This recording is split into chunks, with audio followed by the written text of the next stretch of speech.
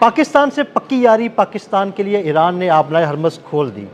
Israel, Bharat और मशरिक़ वस्ता को Iran ने मुकम्मल तौर पर इनकार कर दिया। पाकिस्तान की एनर्जी की ज़रूरियात बआसानी पूरी हो सकेंगी। आमिर रज़ा से इस सारी सूरत हाल के बारे में बात करते हैं। आमिर भाई, पाकिस्तानियों के लिए बड़ी खुशखबरी है, आबनाए हरमज़ खुली हुई है, आराम से पाकिस्तान की एनर्जी की ज़रूरियात पूरी हो जाएंगी। देखिए, पहली बात तो ये है कि इस बात को समझना चाहिए, जो बाकर बालियोफ हैं, जो कि स्पीकर हैं ईरानी नेशनल असम्बली के, उन्होंने ये बात कही थी कि अब आबनाए हरमज़ पर हमारा कानून चलेगा। मैंने और आपने एक व्लॉग किया है जिसमें हमने 15 निकात जो डिस्कस किए थे डोनाल्ड ट्रंप के, हाँ जी। उसमें एक नुक्ता ये शामिल है कि आबनाए हरमज़ को इंटरनेशनल वाटर करार दे दिया जाए।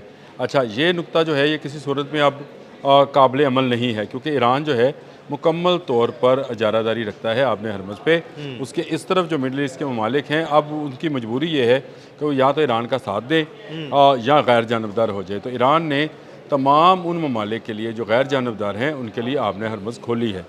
लेकिन पाकिस्तान का नाम मैंने क्यों इस्तेमाल किया है, जिनके लिए खोली गई है उनसे एक फ़ीस या टैक्स लिया जाएगा जो कि $20 लाख पर मुश्तमिल है, तब उनका वेसल्स गुजरेगा। लेट्स से अगर जापान अभी तक इस वॉर में नहीं आया है, तो जापान को अगर जो है आबनाए हरमज़ से कुछ गुजारना है तो उसको $20 लाख पर वेसल्स देने पड़ेंगे। इसी तरह से बाकी ममालिक भी हैं जो इस जंग में अमेरिका का साथ उस तरह से नहीं दे रहे हैं, तो वो अपने $20 लाख की फ़ीस देकर इसको अपने वेसल्स को निकाल सकते हैं। लेकिन ये पाबंदी जो है सिर्फ उन ममालिक के लिए है जो इस वक्त अमेरिका और इसराइल का साथ दे रहे हैं।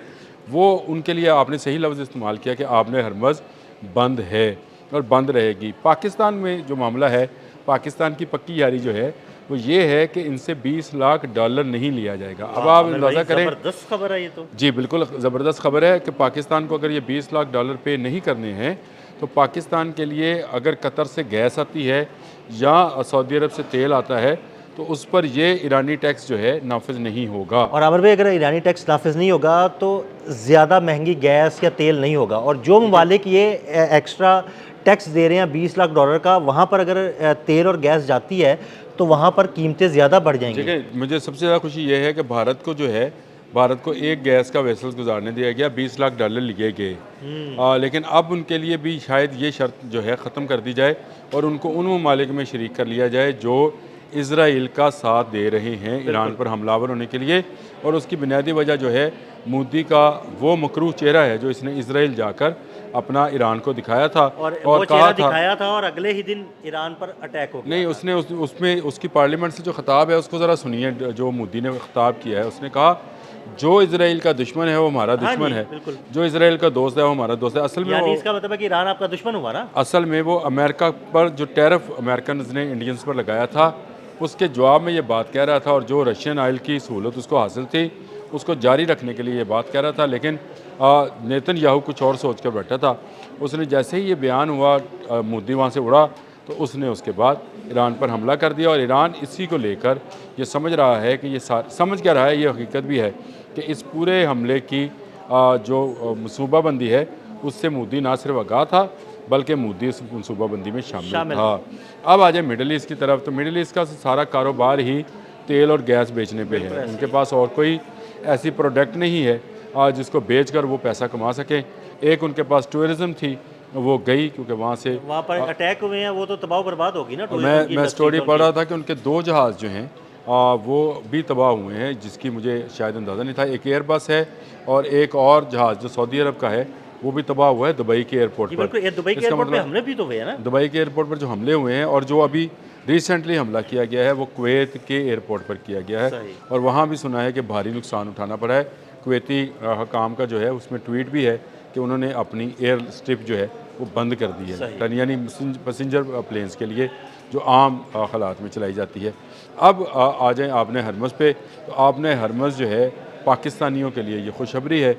आपने बिल्कुल सही लफ्ज़ इस्तेमाल किया कि अगर हमें $20 लाख नहीं देने हैं तो हमें सस्ता जो है गैस और तेल मिलेगा, और हमारी यहाँ कीमतें जो हैं वो तेल की कुछ मुस्तहकम होंगी। मैं ये तो नहीं कह सकता कि ये कम होंगी, लेकिन गवर्नमेंट पे जो इंटरनेशनल मार्केट का रेट है तेल का, हमें सिर्फ वही वो अदा पे करना करना पड़ेगा, है। हमें एक्स्ट्रा $20 लाख अदा नहीं करने पड़ेंगे। और दूसरी बात यह है कि हमने अब अपनी ऑयल रिफाइनरीज को अपग्रेड करने का भी मंसूबा बना लिया है। इससे हम ईरानी और रशियन तेल जो है اس کو بھی یہاں پر صاف کر سکیں گے. زبردست. یعنی یہ ایک اور پاکستان ایک اور قدم اٹھا رہا ہے تاکہ اگر سمندری راستے سے نہ صحیح اگر ہمارا زمینی راستے سے بھی تیل آ جائے تو اس کو بھی ریفائنری میں. نہیں تو اگر امریکہ ایران سے یہ پابندیاں ہٹا دیتا ہے کہ تیل وہ بیچ سکتا ہے انٹرنیشنل مارکیٹ میں، تو کیا ہم اس سے تیل لے سکتے ہیں، اور لے لیں گے تو پھر ہم یہاں پہ آسانی سے اس کو ریفائن بھی کر لیں گے؟ دیکھیں بالکل، ہم نے جو اٹک ریفائنری بنائی تھی، اٹک کے قریب کہیں تیل کا کنواں سمندر نہیں ہے، یہ آپ کو بھی پتہ ہے، مجھے بھی پتہ ہے. اٹک آئل ریفائنری بنائی اسی لیے گئی تھی کہ رشیا سے اور ایران سے جو تیل آئے گا اس کو ہم اٹک ریفائن کیا جائے گا. لیکن وہاں پہ ہوا یہ کہ دنیا 2 بلاکس میں تقسیم ہو گئی، ہم ایک بلاک میں چلے گئے. رشیا جو ہے وہ ہم سے ناراض ہو گیا، انڈیا کو تیل دینا شروع ہو گیا.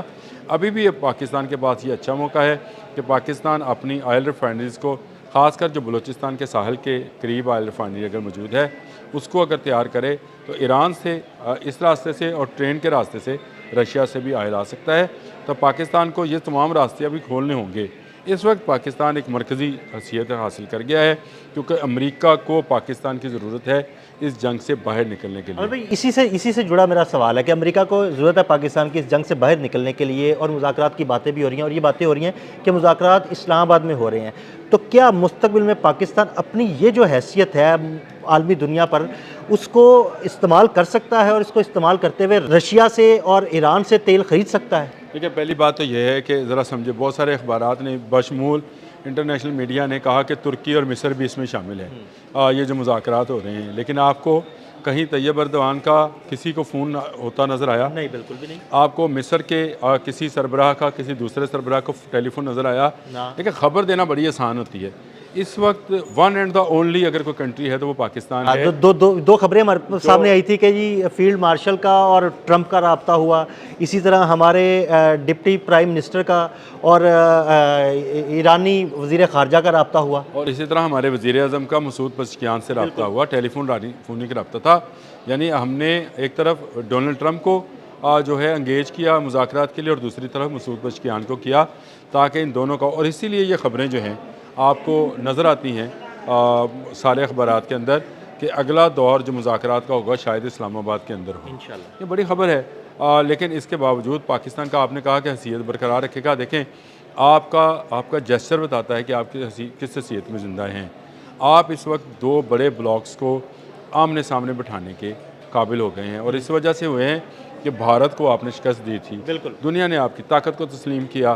اب آپ کو تمام وہ ممالک جو بھارت سے تنگ ہیں، جن میں امریکہ بھی شامل ہے یا ایران بھی اب نیا شامل ہوا ہے، یہ دونوں بلاک اگر کسی ملک کی بات سنیں گے تو وہ پاکستان ہوگا. پاکستان کیونکہ اسلامی بھائی ایران کے ساتھ ہے، اور امریکہ کے ساتھ ہم ہمیشہ سے جو ہے رہے ہیں، اسی بلاک کا حصہ رہے ہیں، رشین بلاک کا کبھی حصہ نہیں رہے ہیں.